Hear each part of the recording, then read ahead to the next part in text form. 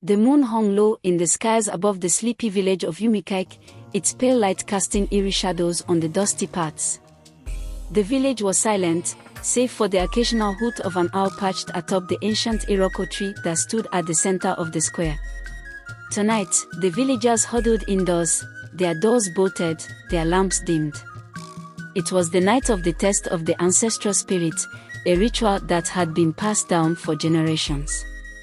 Ezin, a young woman of 16, stood in the threshold of her father's hut, her heart pounding against her ribcage.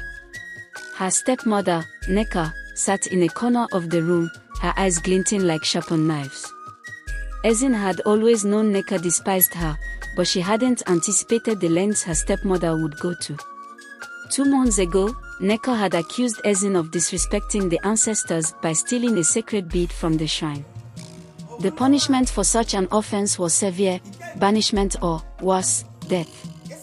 Ezin had pleaded her innocence, but the Council of Elders, swayed by Neka's tears and dramatic appeals, decreed that she would undergo the test of the Ancestral Spirit to prove her innocence. The test was no simple ordeal. It required the accused to venture into the forbidden forest, Okpuola, and retrieve the ancestral stone from the sacred grove.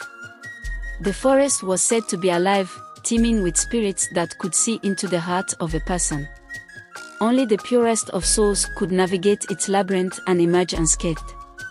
As the rooster crowed thrice, signaling midnight, Ezin stepped into the forest, clutching a small oil lamp. The villagers watched from their windows, whispering prayers for her soul. The dense foliage swallowed her whole, leaving the village in silence once again. The forest was colder than she expected, the air thick with the smell of damp earth and decaying leaves. She felt eyes on her, not human, but something otherworldly. The whispers started softly, almost like the wind, but soon grew louder.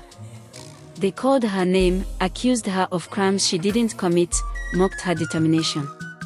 "Turn back, thief," a disembodied voice hissed. "I am not a thief," Ezin replied, her voice trembling but resolute. "I am here to prove my innocence." The whispers ceased, replaced by a low growl. Out of the shadows emerged a figure, half man, half beast, its eyes glowing a sickly green. It circled her, sniffing the air around her. "Your heart is pure," it finally said, its voice deep and gravelly.